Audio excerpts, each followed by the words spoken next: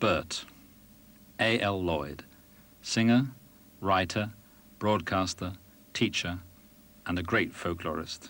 And so here, perhaps even more familiar to you than to me in a way nowadays, is the song of Polly Vaughan. Come, all ye young fellas.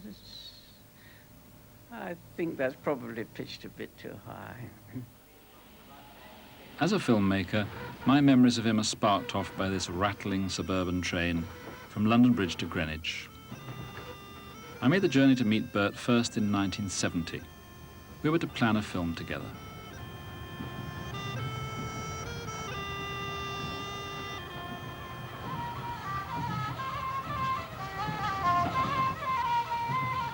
So perhaps it's appropriate to begin this portrait with a journey back to the home where he and his wife Charlotte lived for more than 30 years. I'd sooner be snug in a Deptford pub, a-drinking of strong beer.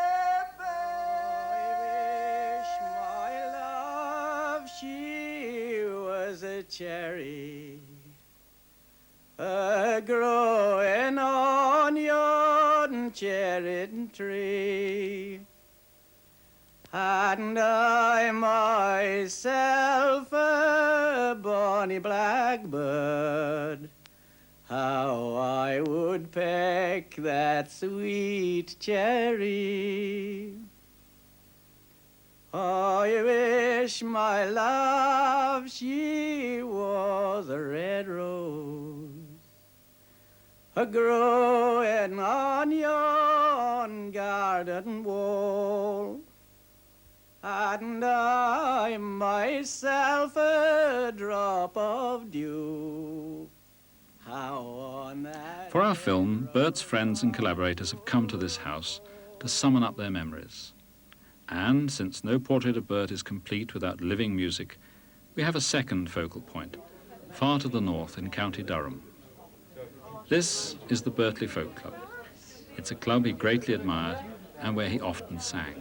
Can you start and settle down, folks, please? This is a perfectly ordinary club night, except for one thing. We're doing this night in memory of a good friend of the club and a lot of people here. It's in memory of Bert Lloyd. And we'll have a song now from our lass. Sings a song, Flower. I was born in the shadow of a Fairfield crane, and the blast of a freighter horn was the very first sound that reached my ears on the morning I was born. I lay and I listened to the shipyard noise coming out of the great unknown, and was sung to sleep by the mother tongue that was to be my own. Bert was born in 1908. He never said much about his early life, but a brief and vivid autobiography turns up on the sleeve of one of his records. My parents started my musical education. My father had been a trawlerman, dock worker, poultry farmer, failed, and AA patrolman before his war wounds finished him. He was a fair singer of comic pieces and familiar folk songs of the Barbara Allen, bailiff's daughter of Islington kind. He entertained the neighbours, but my mother thought his folky style of singing sounded ignorant. She was a sweet singer herself. At 15, I became an assisted migrant, i.e., passage paid by charity. and spent the next 9 years mostly sheep minding on the plains of New South Wales. My conscious interest in folk songs began then. I liked what my fellow station hands and the shearers sang, and I kept exercise books for copying songs in. Not to collect them, just to learn them. That Australian experience would sometimes emerge at concerts, in a shearing song or a wry sketch of a former mate on one of the sheep stations. And he used to write endless lists of what we would need for our trek to the Snowy Ranges gold prospecting. I'd be fast asleep in my little hut, and he'd come banging at the door. "It's only me, Bob," he'd say. "Boy, do you like canned beans, boy?" That's right, isn't it? Anyway, Bob taught me this song. I got something out of him. There once was a shearer named Bluey Brink, a devil for work and a devil for drink. He could shear his 200 a day without fear and drink without winking 4 gallons of beer. Now Jimmy the barman, who served out the stuff, he hated the sight of this here Bluey Brink, who came much too soon and who stayed much too late at morning, at evening, at noon and at night. One day as young Jimmy was cleaning the bar, with sulfuric acid he kept in a jar, old Bluey come yelling and bawling with thirst. "Whatever you got, Jim, just hand me the first." Well, it ain't down in history, and it ain't put in print, but Bluey drank acid with never a wink, saying, "That's the stuff Jimmy got, strike me stone dead, this'll make me the champion of Stevenson's shed." Returning to Europe in the 30s, I passed some time shuttling between the Labour Exchange and the British Museum reading room. Nothing like unemployment for educating oneself. I learned more than folklore then. A spell of labouring in the Antarctic whaling fleet didn't teach me many songs, but it gave me a deeper insight into a number of songs I already knew.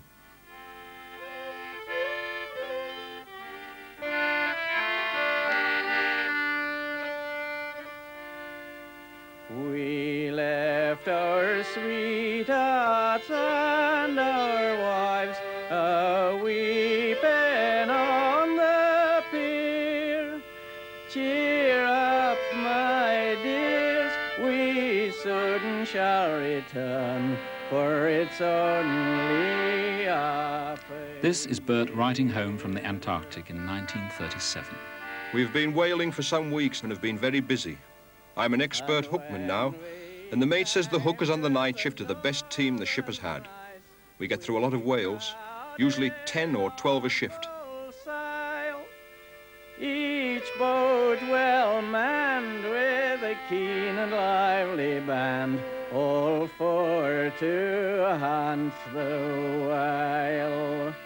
Now dark and dreary grows the night, and the stars begin to burn. It's exciting to see a whaler in action. It's a very cinematographic and even exotic business. In the working of it, there's such an odd mixture of efficiency and conspiracy. The deck at times resembles a slaughter yard manned by calculating lunatics. Our 6 months being done, we tie up again, and the lads all go ashore, with plenty of brass and a bonny, bonny lass, for to make them taverns roar. I like my job very much, and feel earnest about it as I have not felt for years. I never think about pictures or books or things now. Back in England, he wrote his first programme for radio, The Voice of the Seaman. You work at whaling 12 hours a shift, up to your neck in blood. You work dragging blubber or dragging bones, driving steam saws or hooking on meat boxes for 7 days a week, month in, month out. Aye, it's work, eat and sleep on them whalers. But money's all right at the end of the trip. I've averaged £1 a day for a 7-month trip before now. I never made more than I get now. AB's money. £9, 12 and 6 a month. And a certain ship owner dies and leaves 30 million quid. Day after day, shooting trawl, hauling it in, gutting and clearing in ton after ton, with a freezing sea as high as mast breaking on us. The impact of that programme brought him to the attention of Lawrence Gilliam, head of the BBC's Radio Features Group. It also began Bert's turbulent passage through Broadcasting House, as R.D. Smith remembers. In the war, there was this witch hunt, temporary witch hunt about it, and Lawrence was told he couldn't really have him on the staff, which he'd wanted. So Lawrence Gilliam, being the man he was, immediately put him on a part-time contract. And though admonished, people had really nothing against Bert ever. Every aspect of his work, you know, came out of his being a communist, and his being a communist came out of his two things. One, his working with other people, and his great respect for other people. And the other, the thing which he learnt, you know, practically, of course, I don't know whether when his theory came in, when the Marxist theory, but where the point of production was, where the people were making things, they got creative things done. We stripped it and we spread it and we dried it in the sun. We lifted and we tied it, but the work was never done. And this is very much Bert's kind of folk song. In fact, a song from that point of production. In this case, the Ulster linen industry. We washed our hands and faces, we didn't touch our clothes. We scrubbed behind our kneecaps and we cleaned between our toes. We doused our hair in hair oil, we ran it down our backs. But sure as hell you still could smell the Fincairn flax. Our hands were cut and blistered, our knees were raw and red, and the aching in our muscles, you might as well be dead. But the farmers stood and glowered as we built the lint in stacks, and they thought about their money from the Fincairn flax. We washed our hands and faces. Much later in his BBC career, Bert pioneered his own special brand of radio programme, a folk anthology drawn from archives, either the BBC's or his own vast collection of tapes. Maddo Stewart was one of his producers. I've never been to Bert's house before, and I've always longed to see his collection of books, and my goodness, look what there is here. I'd like to steal the whole lot. And then, of course, behind me, there are all these tapes, and just looking at the boxes, it reminds me of the days when I used to work with Bert in the basement of Broadcasting House, and we used to make a selection from his tapes when he'd been to Romania, Hungary, Albania, wherever it was. And we used to enjoy those sessions so very much. This was many years ago, because I think often the engineers thought, oh, folk music, you know, what a bore, it's so awful. But somehow Bert always made the occasion such fun, so interesting. He was so nice to everybody.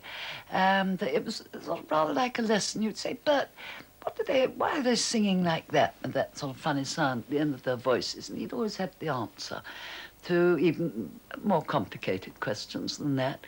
And he always dispensed information so simply and nicely and, of course, without any sort of condescension at all. And we were all frightfully ignorant. It was rather like a sort of jolly lesson.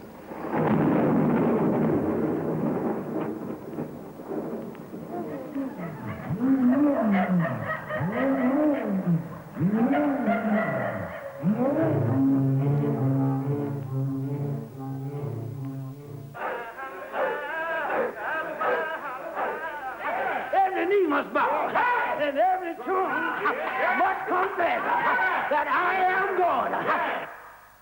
There was one program we did, it was called The Voice of the Gods, which concentrated on the sounds that were associated with primitive religious rituals and the various other chanting sounds which represented the voice of the god. For instance, the chanting of the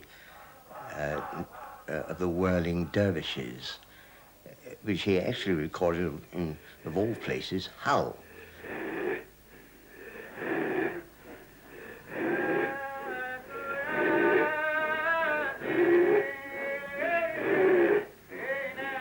Here's the sound towards the end of the dervish's sacred dance. This remarkable recording was made in England, in a northern seaport, by John Levy.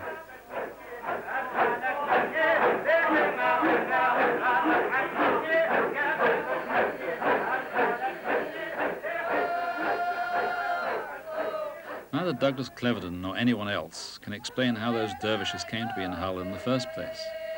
But you could always count on surprises, revelations, working with Bert. I remember how we bounced over 40 miles of cart track to film this magnificent funeral ceremony high in the hills of Transylvania.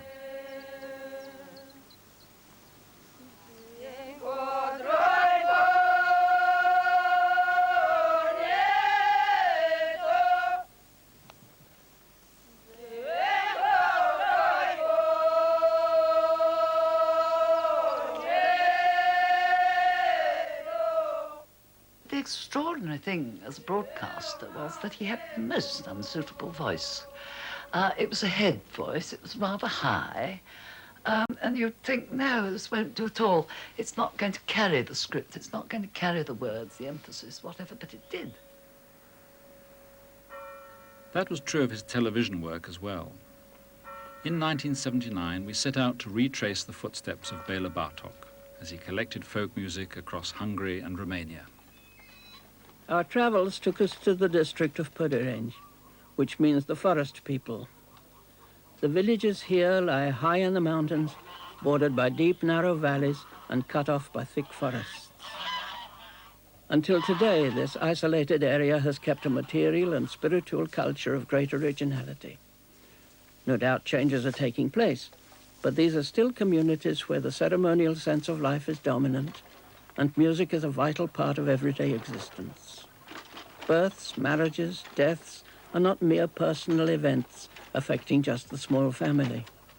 They are occasions that call for the support and participation of the whole community. It was this embracing and consoling atmosphere that led Bartok, a lonely man in what he called the pseudo-civilization of the cities, to declare, "There is peace among the peasants.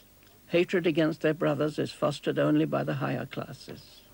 Bert's simple and direct expression wasn't always to the taste of BBC mandarins.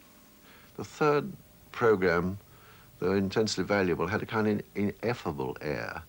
I mean, Haley, you see, Haley was a widely read man who loved culture, but hadn't been to a university, and he really thought that a university consisted of people, all us chaps would be equally chatting away in French, in German, in Spanish. You couldn't lower the standard by insulting us with a translation that we were equally liked sculpture and painting. You know, it's all balls, of course. It's all sort of bourgeois crap. But that is what they thought.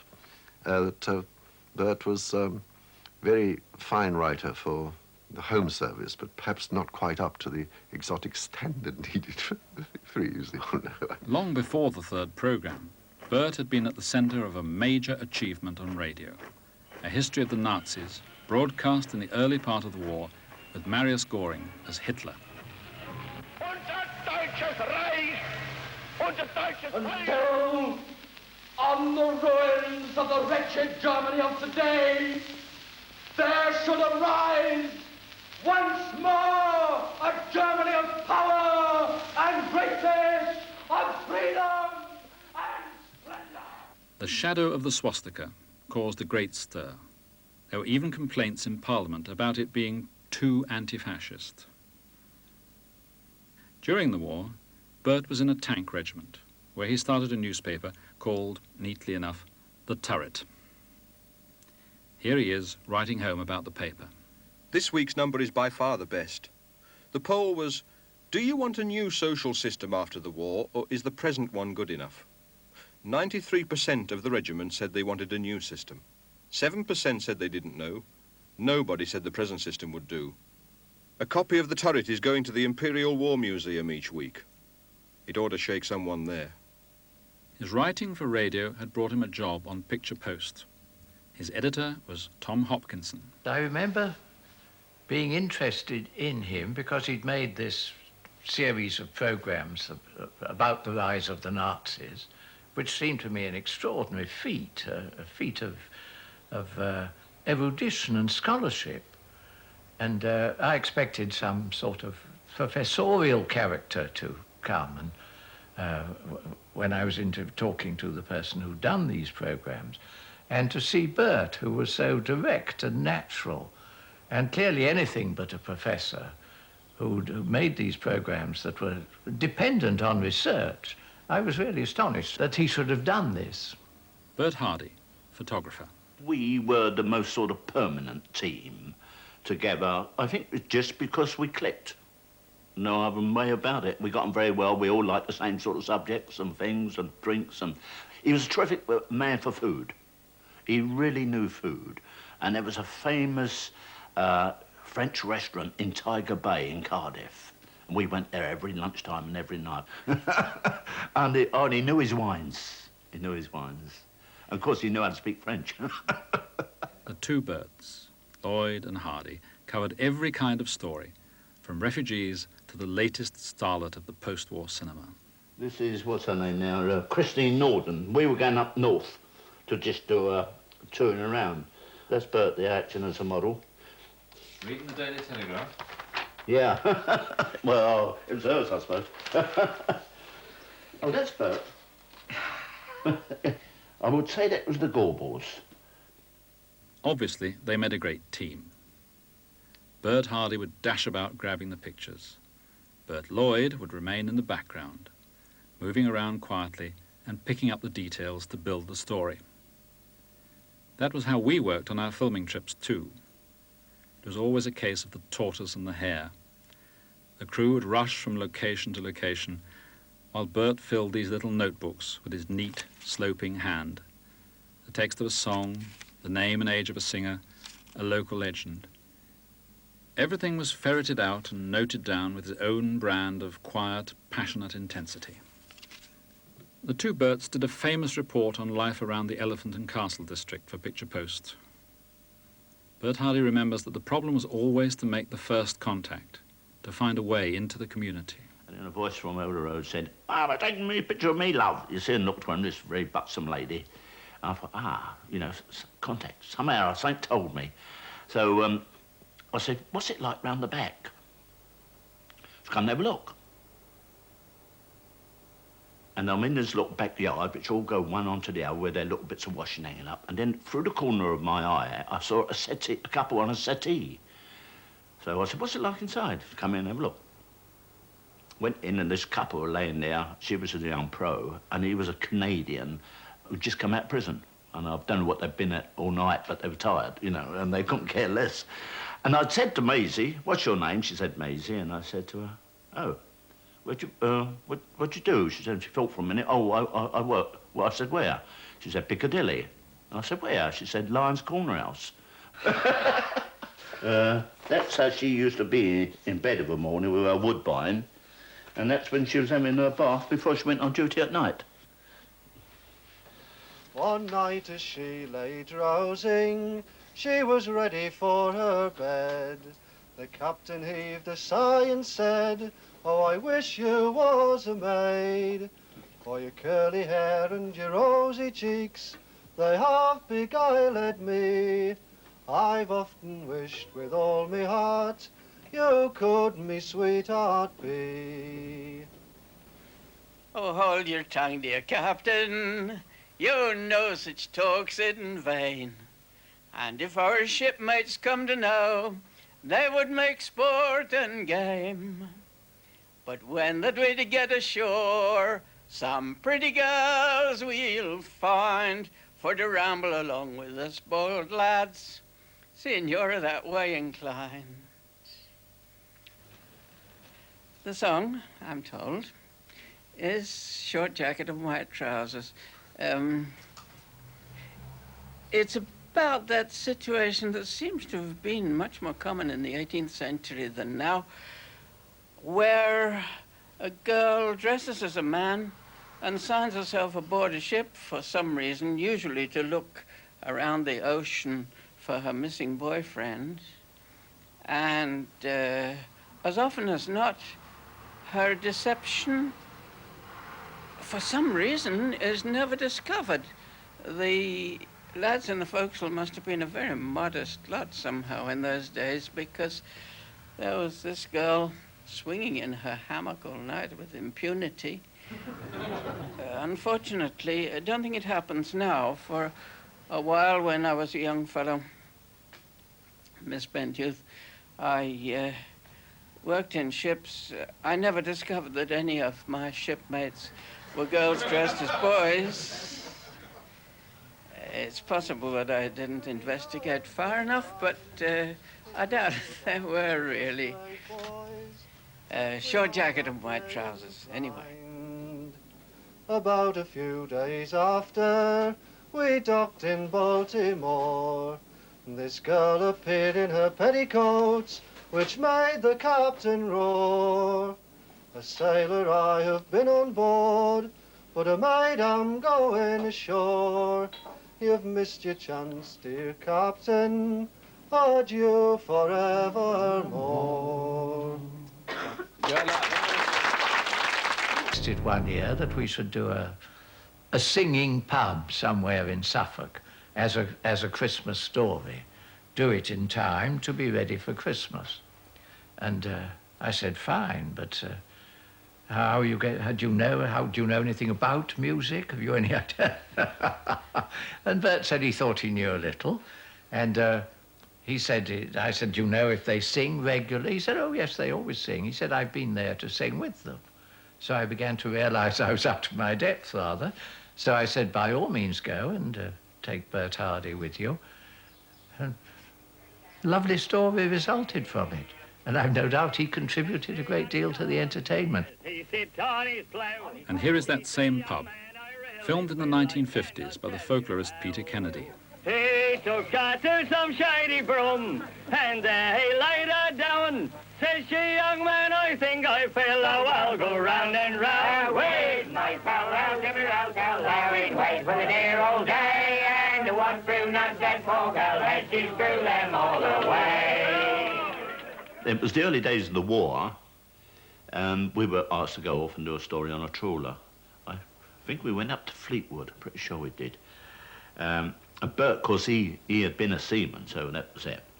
But when we were going there, Bert said, you know, it's going to be uncomfortable and you'll probably be quite sick for the first 24 hours, he said, and I'm used to it, so I look after you, see. So we went, and Bert was sick for the first 24 hours, and I was all right. It's one of those stuffy things. All of us slept and ate in one big cabin, and where we slept was in little cupboards all around the wall, and the rats used to run over the top at night. It was absolutely dreadful. And then a fixed table where we sat and had our food. And if you had soup, you couldn't have your plate on the table. You had to hold your plate in your hand, and you do that with it. And then suddenly the trawler would do a sideways jerk, and then up went the food. And when we larrup around the horn, evil away, all away. You wish to Christ you'd never been born. Bound for South Australia.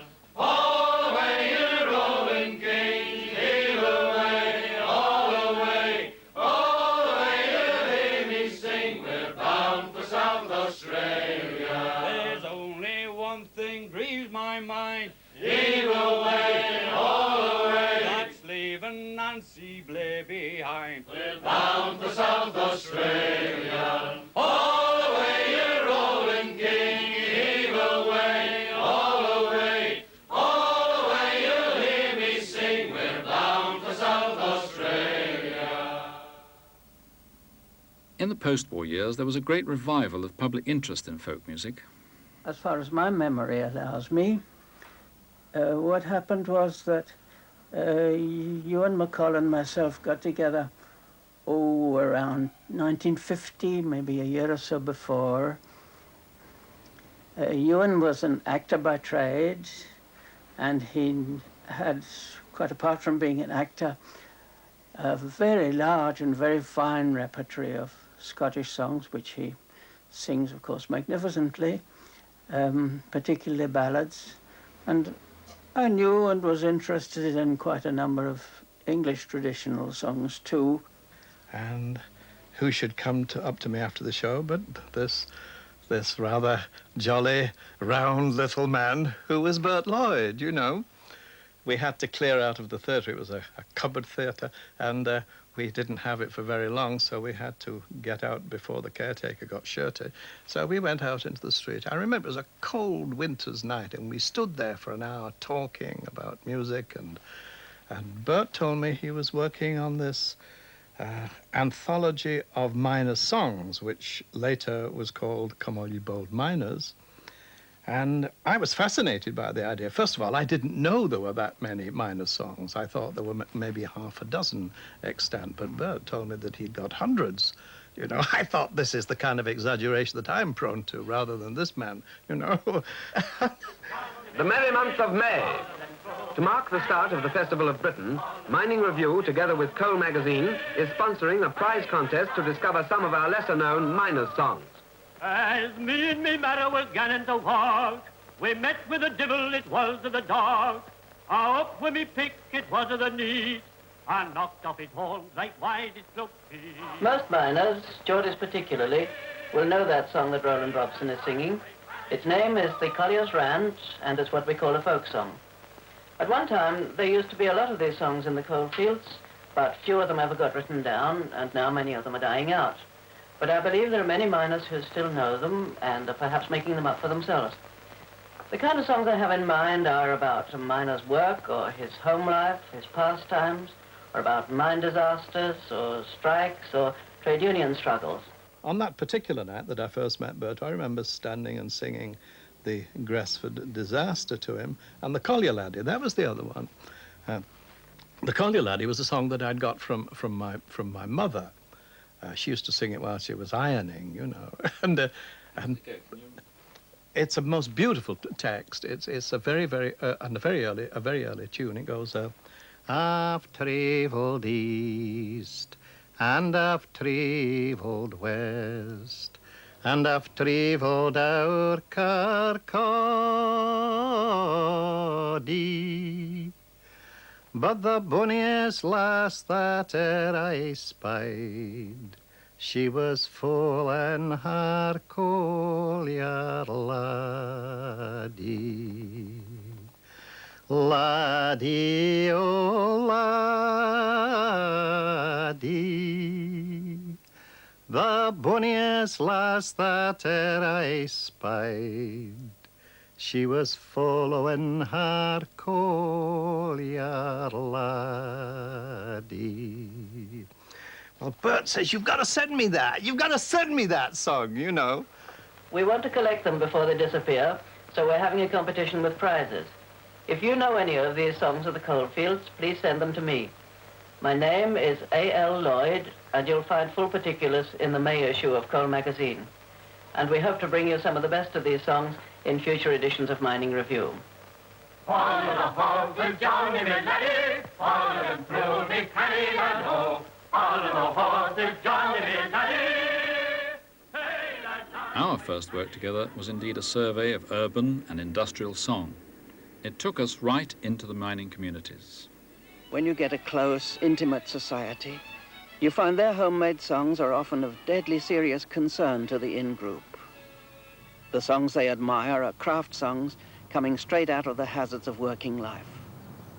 Some have an instructive purpose. They're cautionary pieces, like the song warning the young miner to jowl, that is, to strike the roof of his workplace with his pick handle to sound out if it's safe before he starts hewing.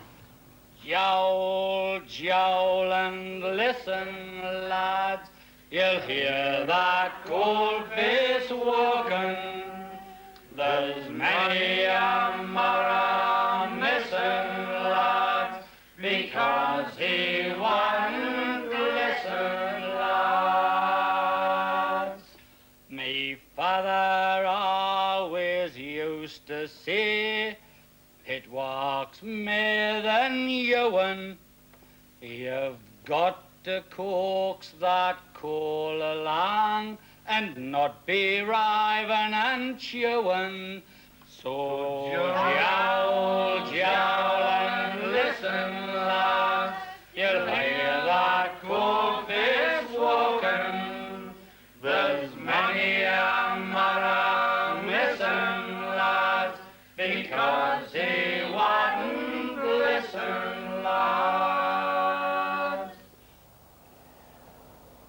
our landscape from one end to the other.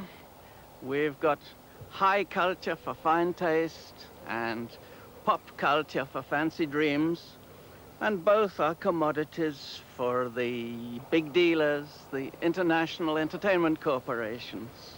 But they're not all we've got. We've got a third culture, a secret stream, a hidden seam that's quite independent of the fine arts and the mass musics and the marketplace. I mean, a homemade culture that's hardly known outside the communities that produce it. It's a culture that's intimately and affectionately concerned with the daily lives of people like mine workers, cotton mill operatives, engineers, a real folk culture of our industrial towns. Oh, a chain maker lad, he is a masher. And this is Lucy Woodall, a chainmaker at Cradley Heath near Birmingham for more than 60 years. She was the very first singer Bert and I filmed together. Especially on Saturday night. Saturday night is my delight, Sunday morning too. Monday morning go to school is always after me. Call your boys, call your boys, call your boys, come in. Down the road, black the snow, and that's the chat for me. Both Bert and I were Marxists. Bert was a very, very strong Marxist. A very good theoretical Marxist as well, you know. And we sat down together, and I remember very clearly Bert saying, well, if we're going to make any kind of an impact with this music, we have to start very close in time to the people of today. So it's no use beginning with all those old country songs that I sing, meaning that he sang. He said, we've got to start with something which is much closer to them in time, with the industrial songs, and there are lots of them.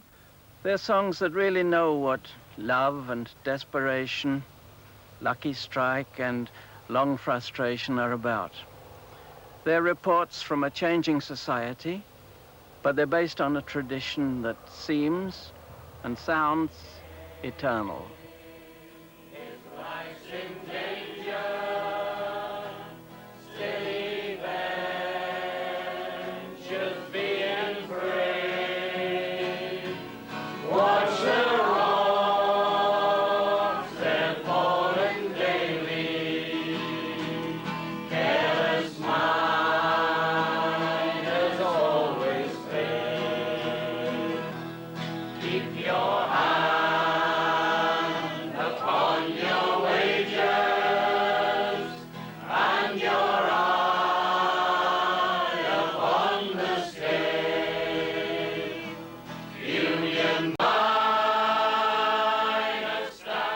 Most of the mines have gone from the northeast, but the pit strikes of spring 1984 only served to sharpen the feeling of solidarity at the Berkeley Club. As we filmed this song, The Miner's Life, an event occurred which would have gladdened Bert's heart. From a corner of the room, a former pit worker and now a songmaker, Jock Purden, came up with a new verse for the old song. They bring their troops, they bring their policing, loyal servants of the crown, and with their laws and with their truncheons they will beat the miners down. But stand like men and stand together. Heed ye not the coal board's tale, for when the pits they make a profit, that is when they'll make a sale. So union miners stand together. Heed ye not the coal board's cries, for when the pits they make a profit, they'll sell them to free enterprise. That's half of the song anyway. Because Bert was so well informed, and because he had a rationale about the material, a rationale which was based upon his Marxist thinking, he was able to select the piece that was needed for any specific occasion. The Geordie song. Have you seen out of my bonny lad? And I assure he's weel, he's gone our land with a stick in his hand. And he was important in another way. As the revival developed, it became rather obvious that both the United States and Scotland had songs which were of tremendous value, but of which there were no English variants. Things like the 12 Magicians. So what Bert did with the 12 Magicians is what he did with a great many other songs. He took a tune from a Gavin Gregg ballad, not of the 12 Magicians, but of another ballad, and he took the text of a Gavin Gregg ballad of the 12 Magicians, and he Englished it. But he did it magnificently. He really, it's a work of art. The lady stood at her own front door, as straight as a willow wand, and along they come a husky smith with a hammer in his hand, and he said, "Bide, lady, bide, there's nowhere you can hide. The husky smith'll be your love, and that'll pull down your pride. Well may you dress, you lady fair, all in your robes of red. Before tomorrow at this same time I'll have your maidenhead, saying, bide, lady, bide, there's nowhere you can hide. The husky smith'll be your love, and that'll pull down your pride." Then she became a turtle dove and flew up in the air, and he became an old cock pigeon, and they flew pair, and he cooed, "Bide, lady, bide, there's nowhere you can hide. The husky smith will be your love, and that'll pull down your pride." And she became a little duck floating in the pond, and he became a pink-necked drake and chased her round and round, quacking, "Bide, lady, bide, there's nowhere you can hide. The husky smith will..." Lucy Duran, a folklorist. The only time I actually saw him perform was at Kiel in 1973.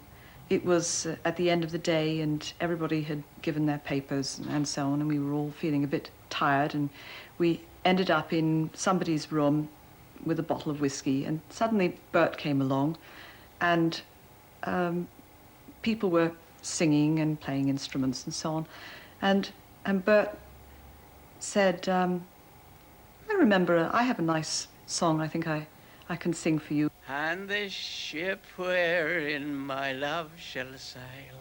And he began singing in a very modest way, and it was so breathtaking and spellbinding that you could have heard a pin drop. "Shine in silk, and the masts shall be of red beaten gold."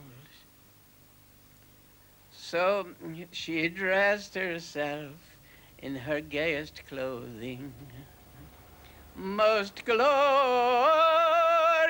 to behold. And as she trod that salt water side, my boys, she shone like glittering gold. Now they hadn't sailed a week and a week, and a week but barely 3, when she cast herself down on the deck and wept and wailed most bitterly.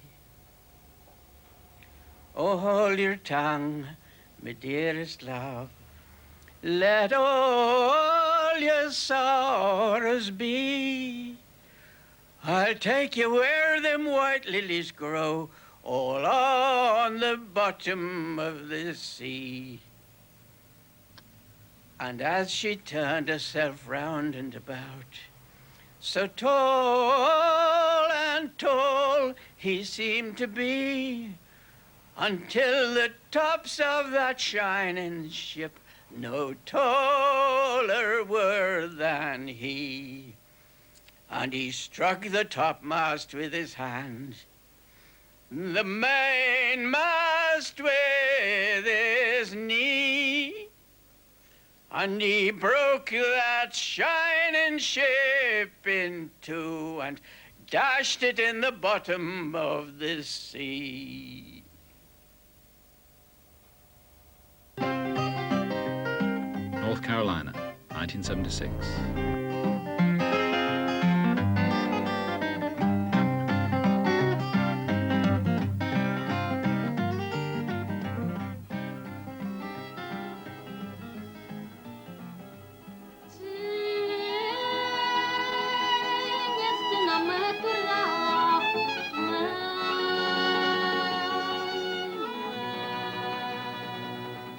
The northwest of Romania, 1973.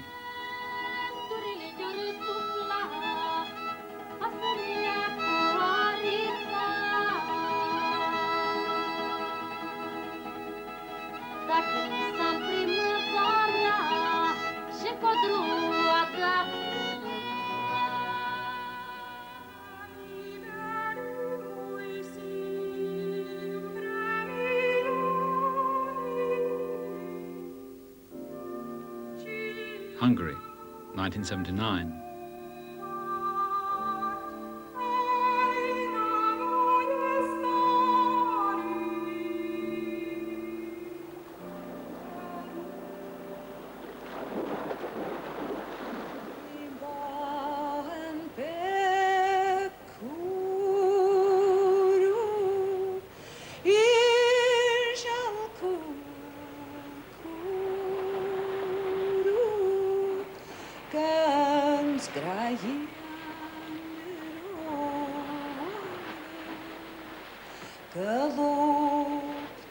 The Hebrides, 1978.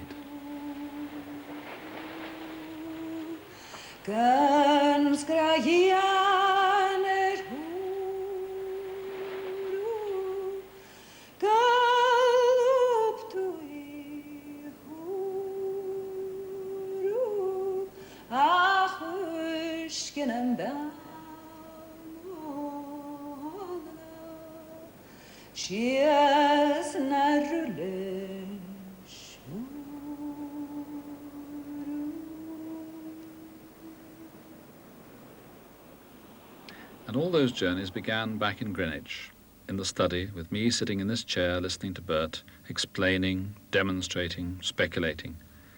And it was all done with a curiously diffident air and a deceptively casual precision. Definition of what is folk and what is not is beyond me. I wouldn't attempt to define.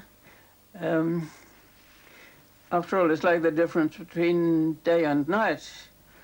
We know the difference between day and night, but you can't say exactly where the break occurs and which is darkness one side and light the other. He spoke as if it was a beautiful piece of prose, and that's exactly the way he wrote, so that not only did he speak beautifully, but he wrote with this wonderful flow of the pen, and always with a feeling of who the people were that were making the music, not just the piece of music. His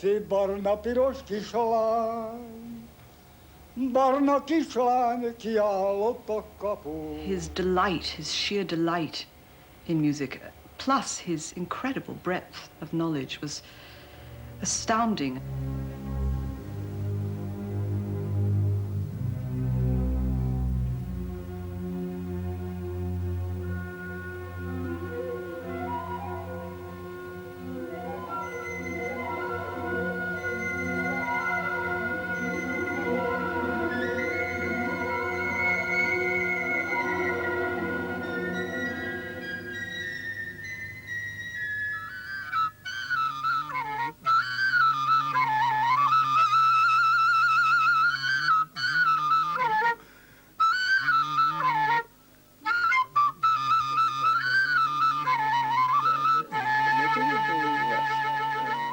perfecting folk music, as Bartok realized from the start, isn't just a matter of recording tunes.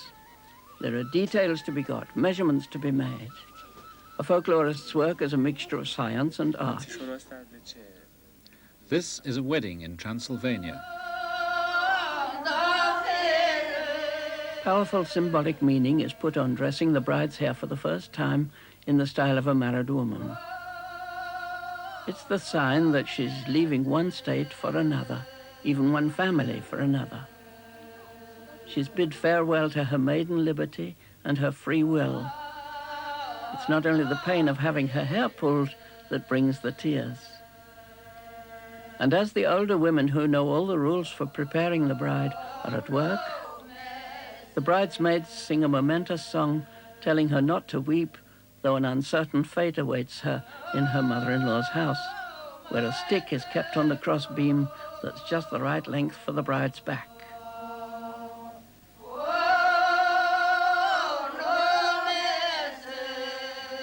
Bert had, I think, a quite remarkably comprehensive mind. For him, there really was a world music without barriers of fashion or race or class. And of course, he could make contact with people anywhere. This meant that he could demonstrate to an audience not just the exotic differences between musics, but also the fundamental humanity binding all popular culture together.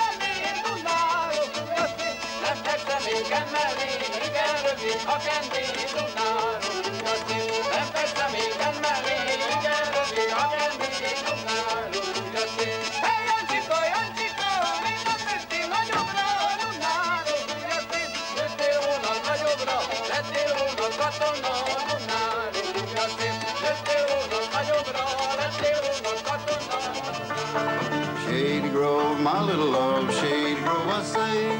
Shady Grove, my little love, I'm bound to go away. Cheeks as red as a blooming rose and eyes are the prettiest brown. She's the darling of my heart, the sweetest little girl in town. Wish I had a glass of wine and bread and meat for two. I'd set it down on a golden plate and give it all to you. Shady Grove, my little love, Shady Grove, I say. Shady Grove, my little love, I'm bound to go away. With all this knowledge and these gifts as a communicator, it's perhaps a comment on British academic life that he only became a formal teacher in late middle age. R.D. Smith invited him on one occasion to lecture in Derry. And Bert did his usual stuff, marvellously. And afterwards, just after that, we began to enroll. And there's a chap who's teaching at Chelsea at the moment, at Paddington College now, Chelsea's closed, Frankie Mellon. He had no idea, he told me, of ever doing anything but living up in the bogside and so on, you know, on the dole. And he hadn't any interest in things. He read a bit. But he had a girlfriend who was passionately fond of folk. So she said, you've got to come with me. So I went because the girlfriend went to hear this chap Lloyd. And that's why we went. And then I was fascinated. I thought, well, if that's what's going on down there, I'll join.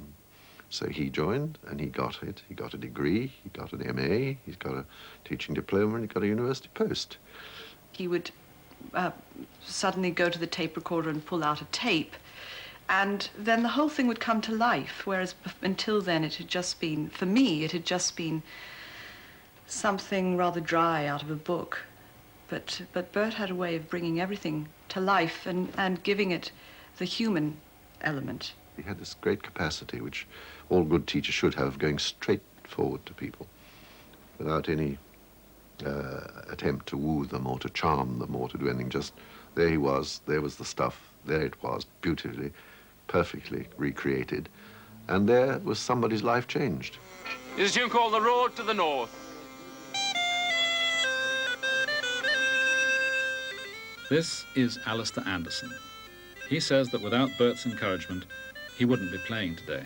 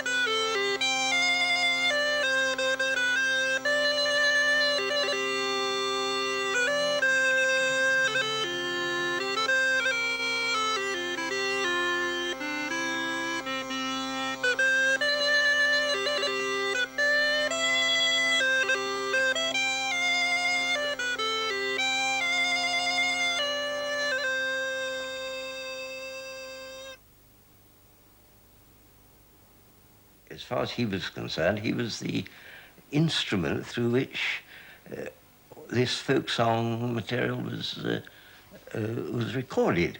Bert was a great folklorist because he was also a good Marxist.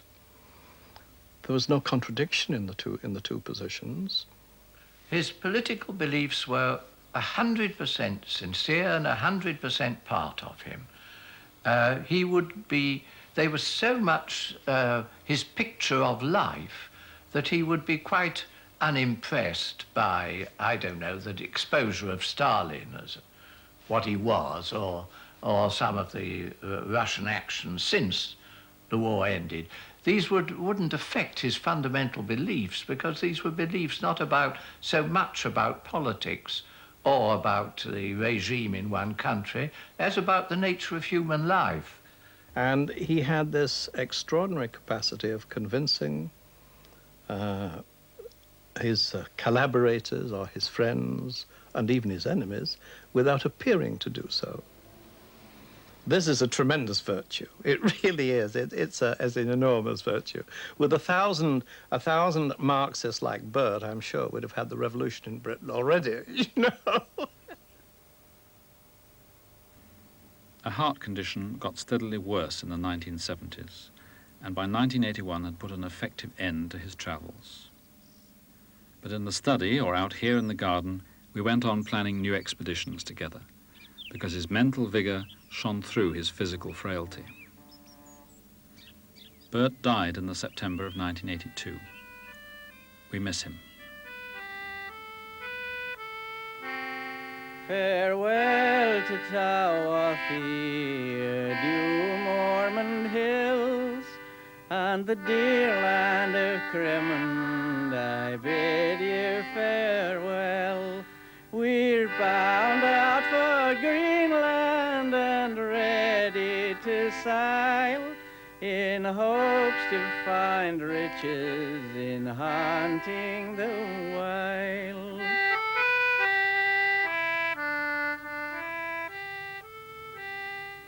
Adieu to me comrades, for a while we must part, and likewise the dear lass who fair won me heart.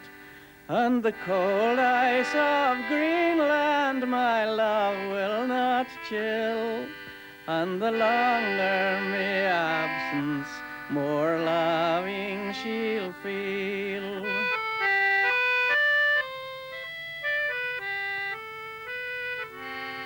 Our ship is well rigged and she's ready to sail. Our crew, they are anxious to follow the while, where the icebergs do float and the stormy winds blow, where the land and the ocean is covered with snow.